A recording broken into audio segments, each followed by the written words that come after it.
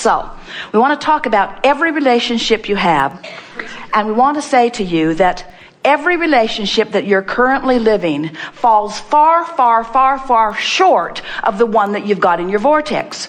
Every single time. Every relationship that you're living cannot even come close to measuring up to the one you've got into your vortex. Stop asking it to. Stop asking it to. Stop needing those relationships to be different than they are so that you can feel better. That's not the way this universe is established. That was the bouncing off place for this. This is where you want to put your attention. You see what we're getting at? So it's really interesting. You have this dream of a perfect relationship, or a perfect breakfast, or a perfect hotel, or a perfect drive, or you have this dream, you have this anticipation that from a distance felt good to dream it. But now you're living the reality of it, and it's not living up. So you feel deprived, you feel almost offended, you feel almost assaulted. You say to each other, "You don't bring me flowers anymore." You say, you promised to obey me. you promised to hold me dear. And we say, we really, if you can just hear this, if you can just hear that no relationship that is ever manifested will ever measure up to the one you've got in your vortex. And if you will let them off the hook and focus on your vortex, you'll keep yourself joyful, and the relationships will improve too. But we're not giving you this information so that the relationships can catch up and start pleasing you, so that you can then start turning around and observing the relationships that are pleasing you. We so want you to get it that you've always been reaching into who you are, and anything less than that will never feel as good. Now, let's talk about this in really vivid terms. So those of you who have been in love, who now have relationships, you want to say you're in love, but maybe you don't really feel it so much. It's been a long time since you felt that in love feeling. Here's why. In the beginning, that relationship was more of a dream than it was a reality. You were building that relationship long before you ever hooked up with this particular person. It became who you really are. You and that person became this wonderful, wonderful, wonderful relationship. And it's vivid and real, and it holds all that you are. You're kind to one another. You believe in one another. You're respectful of one another. You're looking for the best in each other. You're evoking more and more. You are the catalyst that keeps pulling more good stuff through each other. You are humorous together. You're tuned in, tapped in, turned on. You move well together. You move through life well together. In other words, in the vortex, what a magnificent relationship that you've built, because every awkward moment improved it. Everything that went wrong made it right. Everything that was off made it on. In other words, are you getting the sense of this? You created this. Now, some of you want to call this an illusion. We want to call it the vibrational reality. We want to call it the relationship that you have created. We want to call it the world that you created from your non-physical and physical vantage point. It is a reality that is real, that you've got to be a vibrational match to, or you won't feel good. So then when you look at reality as it is, you can't help but compare. You're not as nice as you're supposed to be. You're not as attentive to me as you're supposed to be. Chivalry's dead over there. It's still alive over here. In other words, and so then you're hard on each other, because then you want them to perform in a way that matches up to this. And we're wanting you to understand you're looking for love in all the wrong places. It's in your vortex, and it's not their responsibility. Are you following this? So when you get there, then what happens is you begin enjoying the alignment of your vision, which fills you with the feeling of life. Don't you know from your own experience that when you're on your way to the relationship, you felt so much better than when you actually got there? And it's because when you got there, you started looking at it as it is. And what it is in terms of manifestation is never up to speed with what it has become. It's already past tense. Well, you took that pretty well. Well, that's hard. It's a hard thing to hear. What we're saying to you is, in terms of physics, it would be like saying to you, as you're driving down the road, you want to look where you're going, not where you are. and not where you've been. You want to look where you're going. And while that's simplistic and really almost silly, it's the same idea. We want you to look toward what will manifest, but we want you to look toward what is. We want you to feel the realness of who you are. So now, speculate just for a little bit. Think about how, have you ever, let's find some simple ideas. Have you ever got an idea that you'd like to refurbish your house or buy new furniture? And do you remember that, how good it felt? Did you ever look through catalogs and kind of start forming an image of how you'd like it to look? And didn't it feel better than when you got into the throes of trying to gather it all up? Or pay for it? Or find someone who could coordinate it? In other words, isn't it easier to feel good in the envisioning stage? And what we want you to come along, and we can feel you starting to move with us. What we want you, if we could convince you that your life is about the way you feel,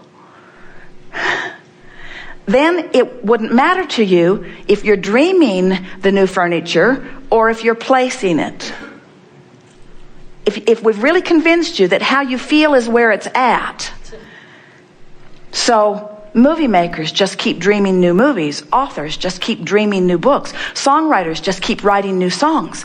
The creative people never rest on their laurels. The happy creative people only stay happy and creative because they keep writing the next song. You see what we're getting at? They keep painting the next painting. Do you really think the world needs another painting? No, but painters want to paint. Sculptors want to sculpt. Songwriters want to write songs. Musicians want to make music. In other words, you're getting the hang of it, aren't you?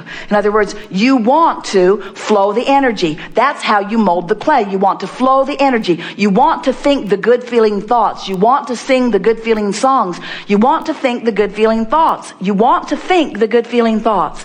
You want to think the good feeling thoughts. You don't want to think bad feeling thoughts. You want to think the good feeling thoughts. Now think about it.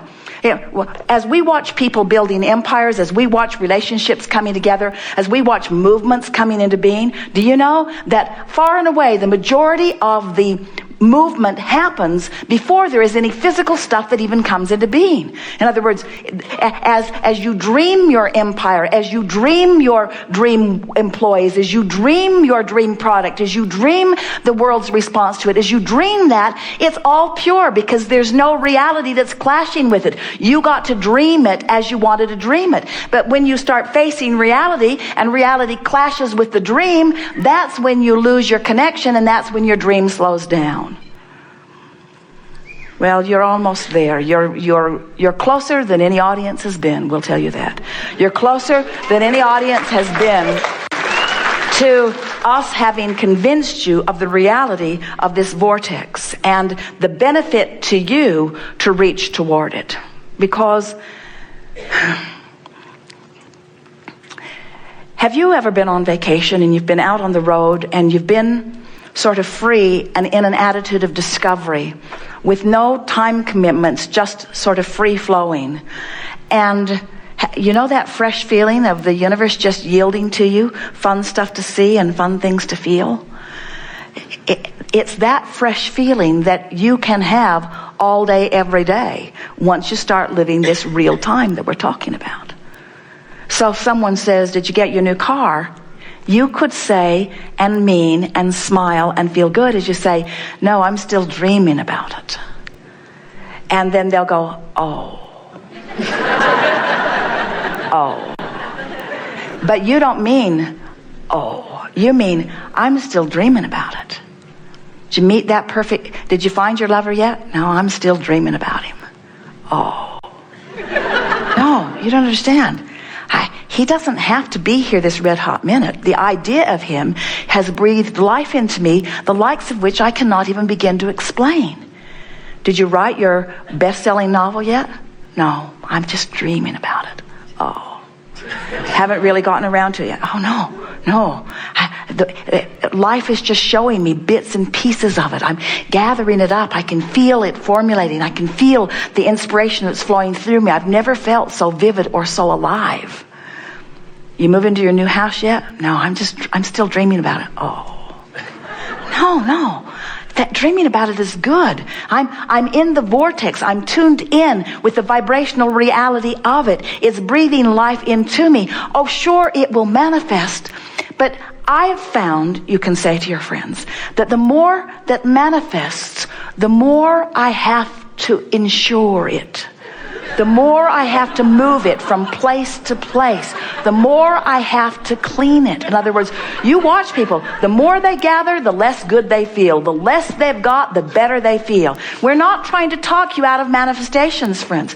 We're not. Manifestations are so wonderful, and there is nothing more spiritual than the manifestation of this spirit that you are. Nothing is more delicious than manifestation. But manifestation that comes from alignment is delicious. Manifestation that is dragging you around by the hair is not.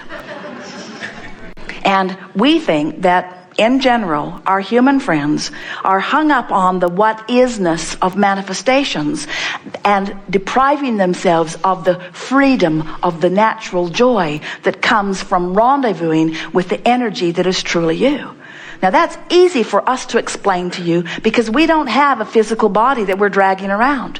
We don't have to bathe it or clothe it or feed it.